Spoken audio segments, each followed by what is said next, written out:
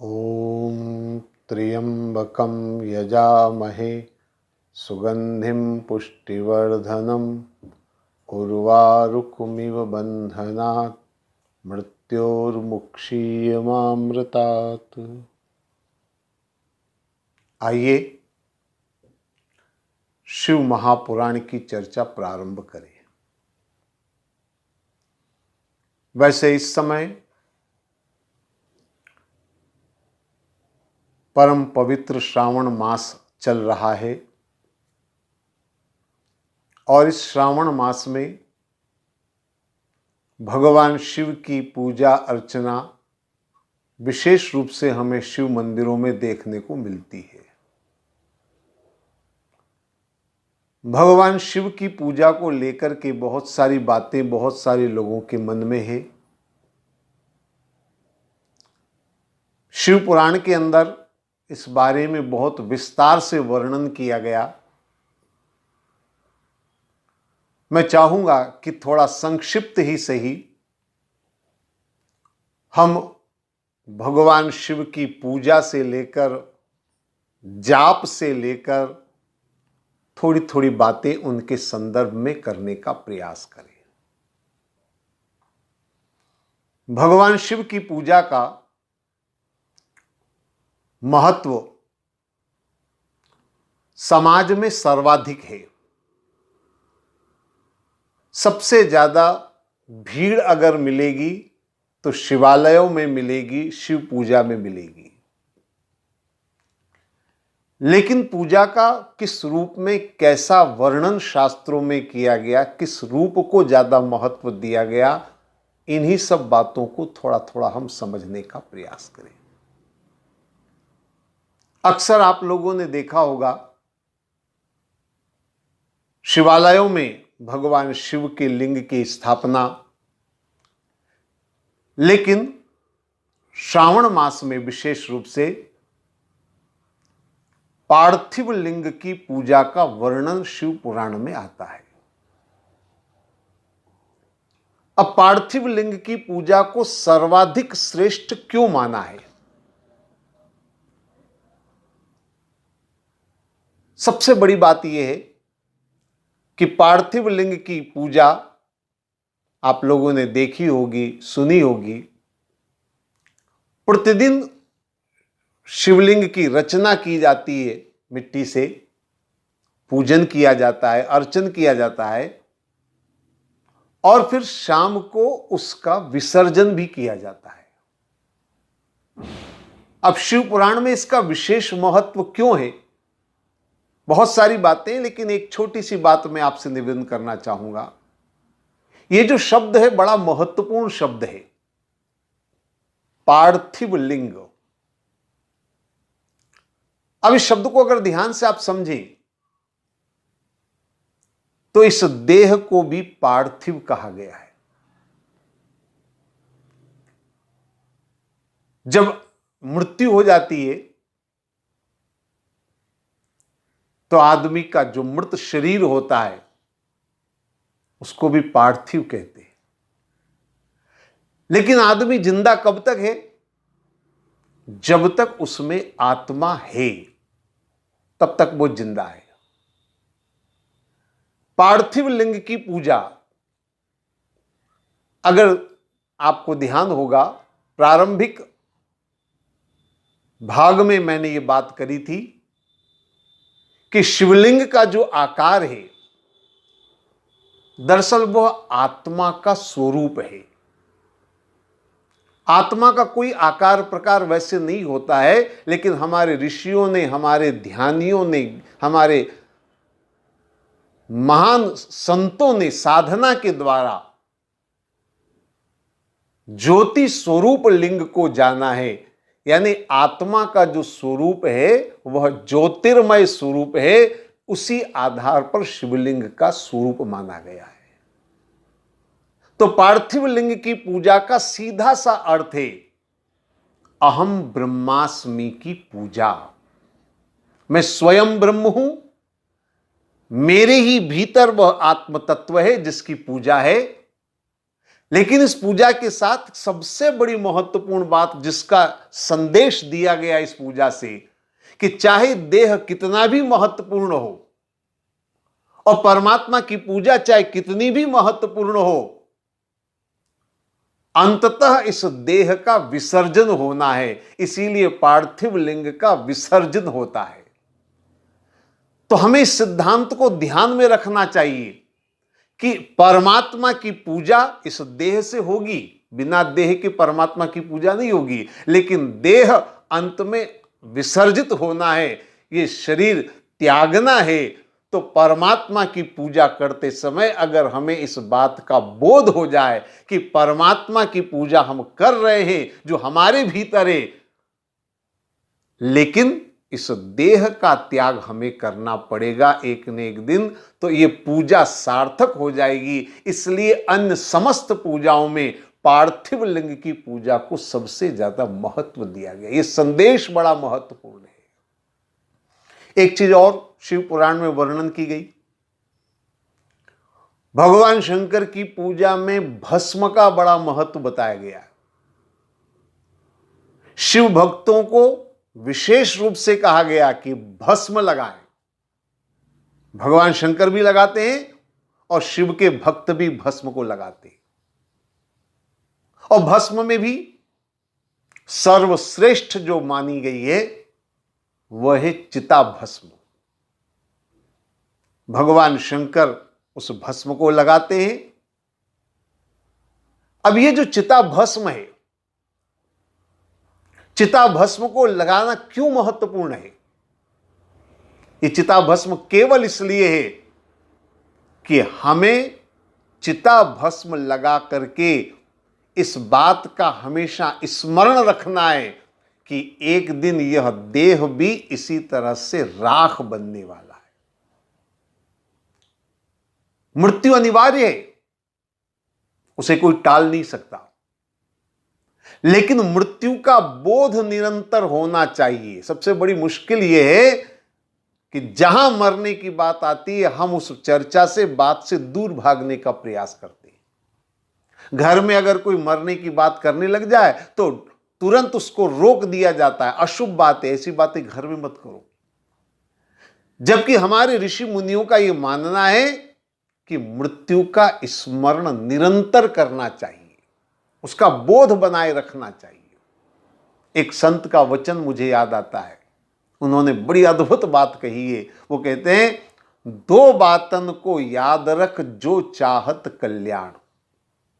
अगर जीवन में कल्याण करना है तो दो बातें याद रखना जरूरी है। वो दो बातें कौन कौन सी हैं? बोले, नारायण एक मौत को, दूजे श्री भगवान। एक तो हमें मौत याद रखनी है और दूसरा भगवान को याद रखना है। अब इसमें भी सबसे बड़ी खास बात यह है कि ऋषियों ने कहा है नारायण एक मौत को, यानी मौत को नंबर 1 पर रखा है, भगवान को नंबर 2 पर रखा है। यानी भगवान को बाद में याद करेंगे तो चलेगा, लेकिन भगवान से भी पहले किसको याद करना है? हमें अपनी मृत्यु को याद करना है, जीवन की क्षण भंगुरता को याद करना है। हालांकि मरने की बातें हमारे सामने रोज होती है, अखबार में रोज पढ़ते हैं, वहां इतने मरे, वहां इतने मरे। टीवी में हम देखते हैं, वहां इतने भूकंप से मरे, वहां बाढ़ से इतने मरे। दूसरों के मरने की खबरें हम खूब पढ़ते सुनते हैं, लेकिन अपने स्वयं के मरने के बारे में विचार करने से डरते हैं।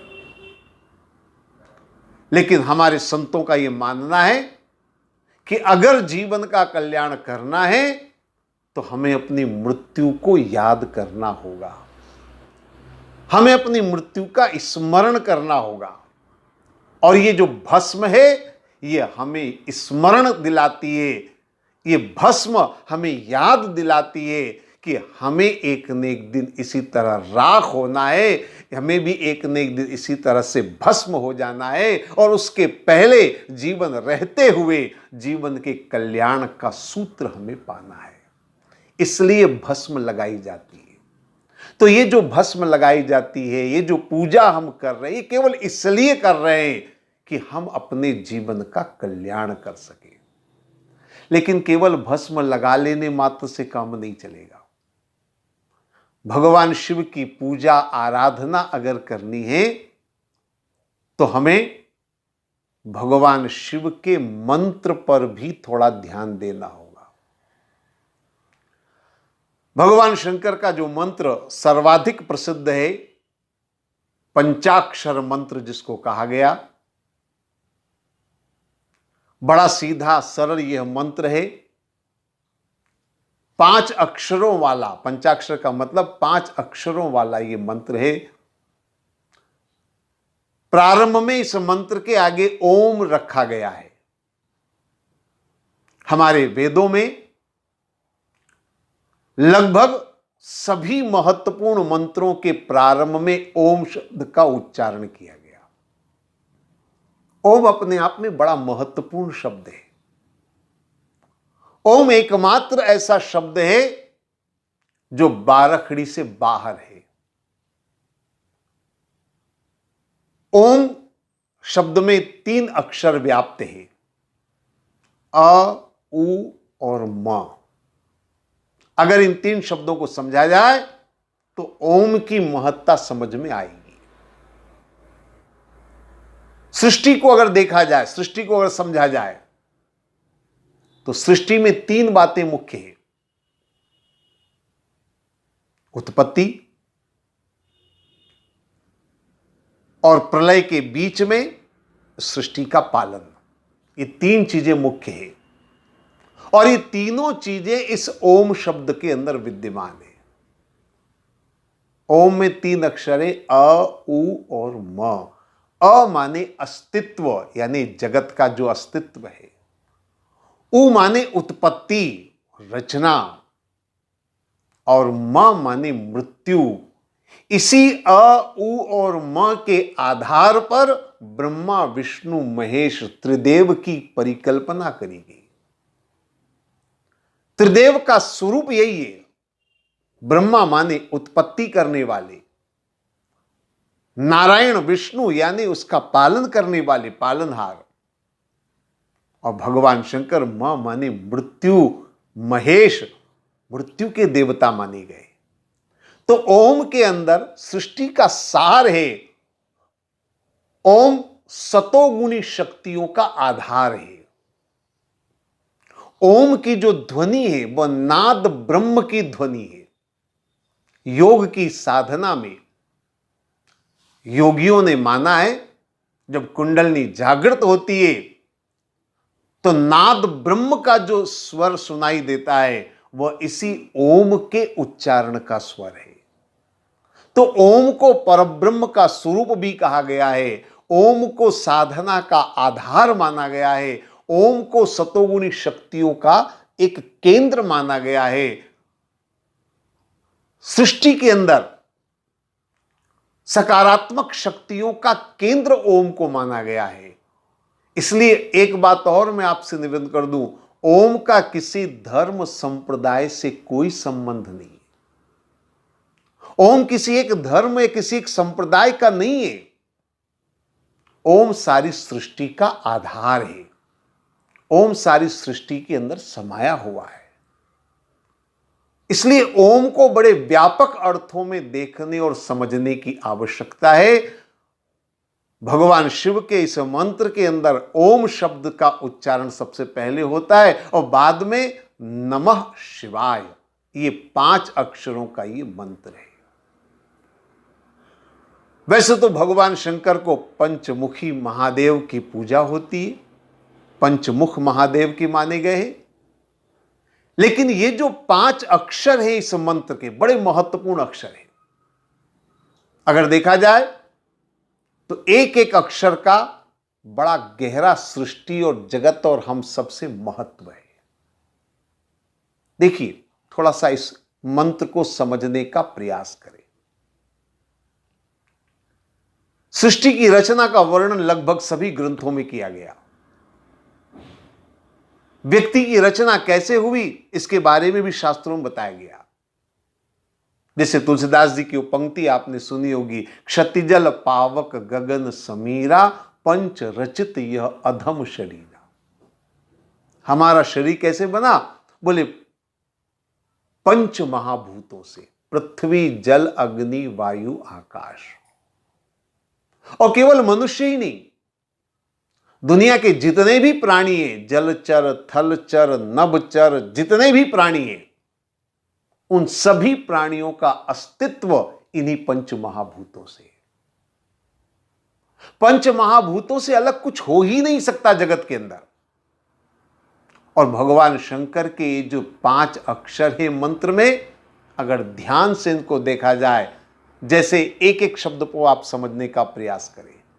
सबसे पहला अक्षर है नमः शिवाय में न।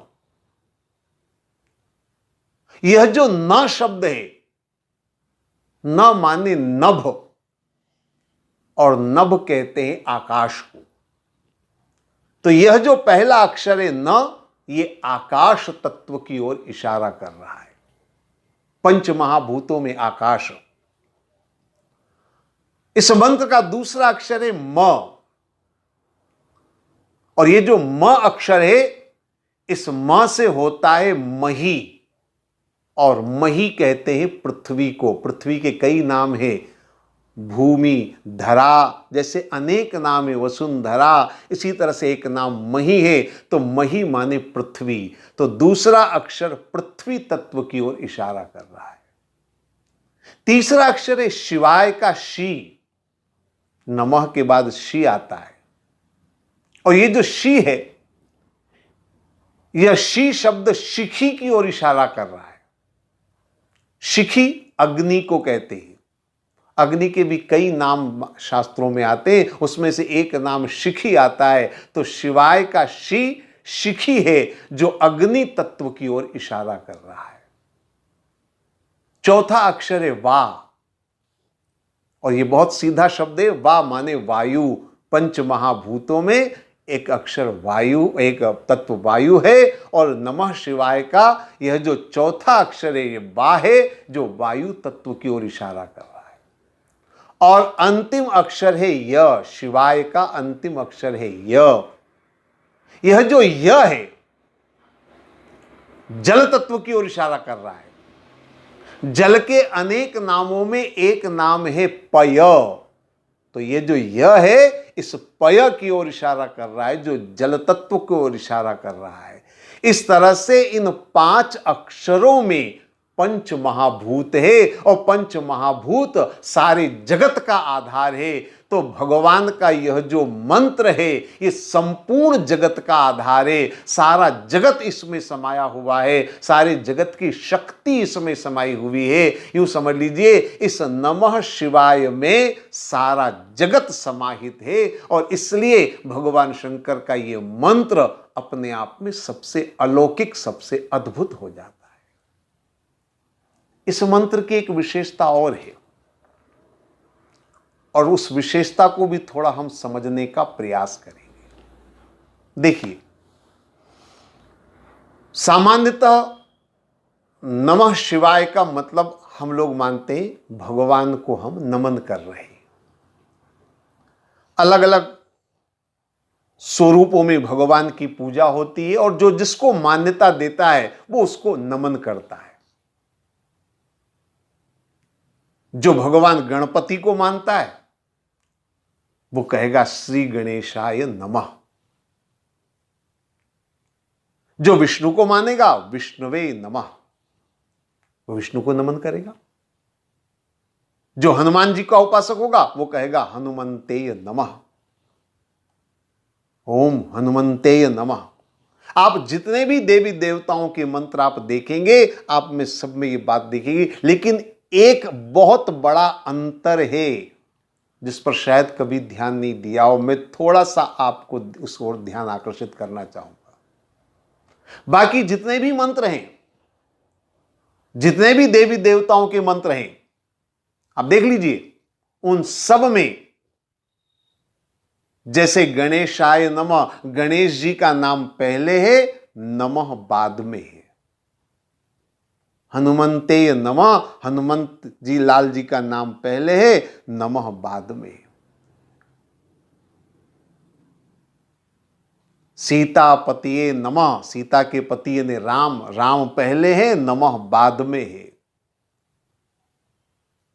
जितने भी आप देख लीजिए सब में नमः बाद में आएगा, पहले उनका नाम होगा। लेकिन ये एकमात्र ऐसा मंत्र मुझे समझ में आया है जिसमें नमः पहले है, शिवाय बाद में। क्योंकि जीवन में सबसे महत्वपूर्ण तो नमः है। नमः शब्द का अर्थ आप समझ रहे? नमः शब्द का अर्थ विद्वानों ने किया है न मे इति नमः। न में, जहां हमारा मैंपन समाप्त हो जाए, जहां हमारा अहंकार समाप्त हो जाए, वही होता है नमन। केवल सिर झुका लेने मात्र से नमन नहीं हो जाता है। नमन वास्तव में तब होता है जब हमारा अहंकार झुक जाए, जब हमारा अहंकार समाप्त हो जाए।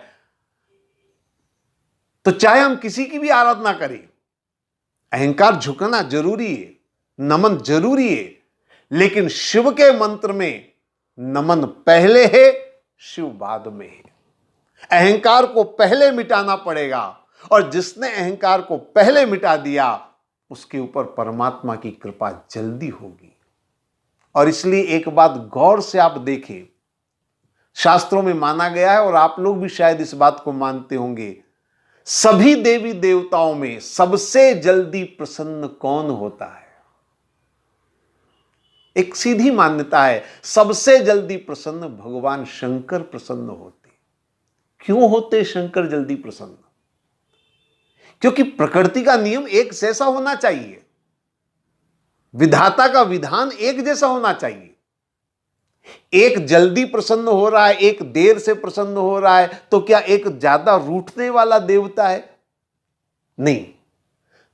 परमात्मा चाहे जो भी हो, परमात्मा के सिद्धांत एक होने चाहिए। लेकिन शंकर जल्दी प्रसन्न होने वाले क्यों माने गए हैं? क्योंकि शंकर की आराधना में नमः पहले होगा, अहंकार पहले टूटेगा, और जहां अहंकार पहले टूटेगा वहां परमात्मा जल्दी प्राप्त होंगे। इसलिए भगवान शंकर की प्राप्ति जल्दी होती है अन्य देवी देवताओं की बजाय। ये मंत्र सबसे बड़ा महत्वपूर्ण है।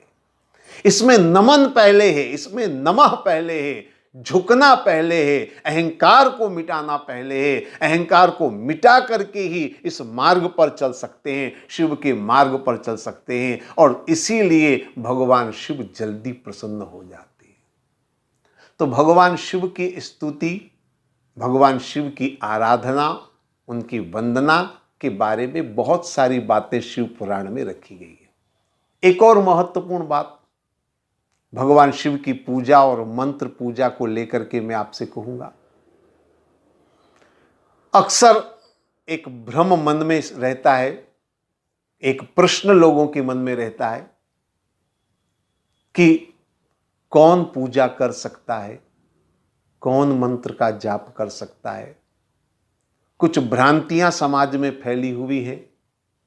मैं उन भ्रांतियों को भी दूर करना चाहूंगा, और किसी के मन में कोई प्रश्न है तो उसका भी समाधान इसके द्वारा मिलेगा।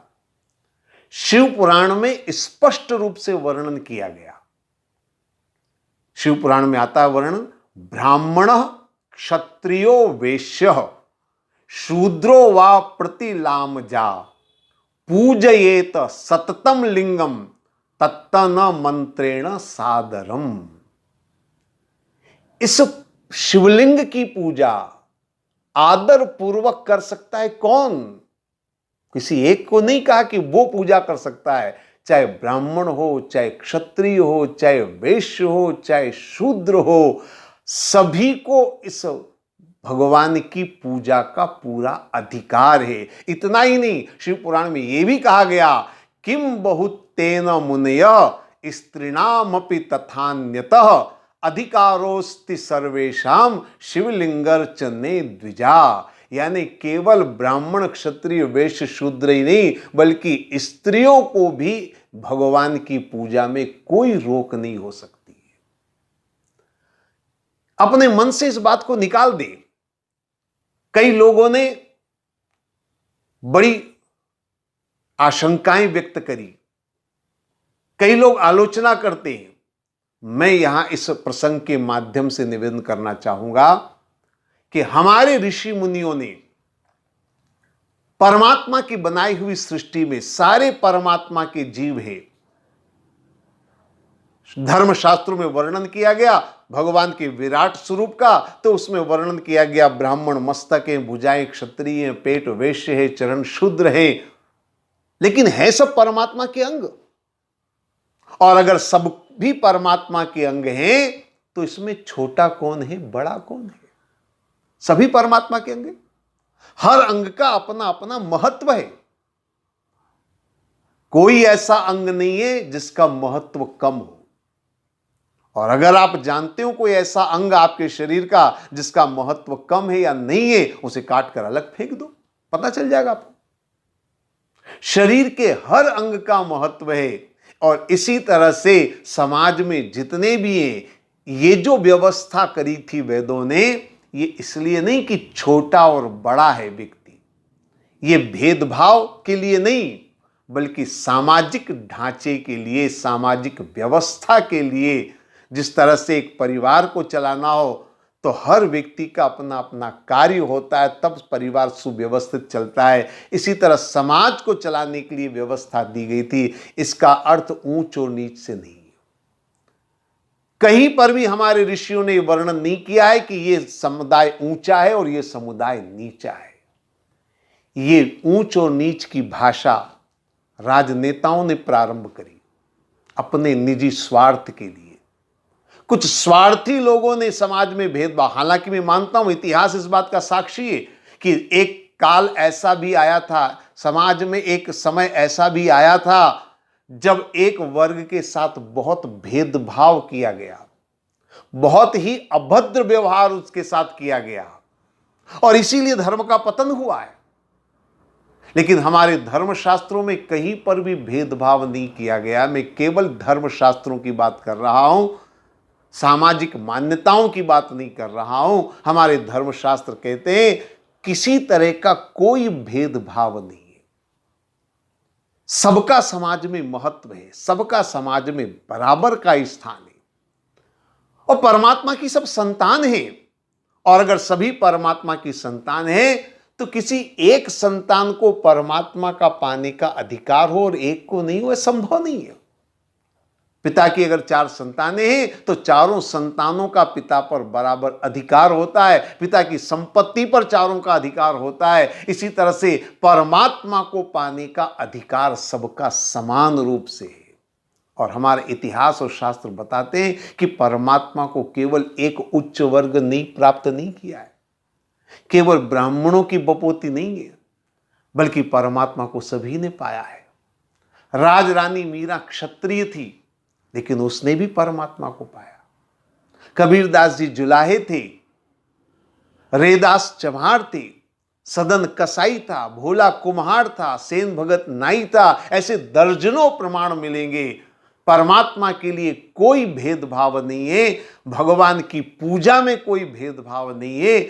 चाहे जो भी हो, परमात्मा की पूजा अनन्य भाव से। हां, एक शब्द जरूर हमारे ऋषियों ने रखा है, सादरम, यानी आदर सहित पूजा जो करेगा उसको लाभ मिलेगा। और जो केवल दिखावे के लिए, केवल प्रदर्शन के लिए पूजा करेगा, उसको शायद परमात्मा की पूजा का लाभ नहीं मिलेगा।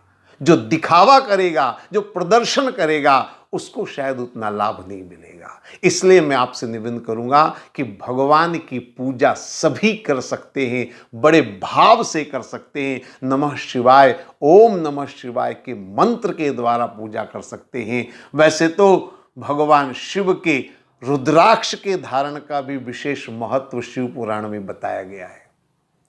शिव पुराण में शिवलिंग के साथ साथ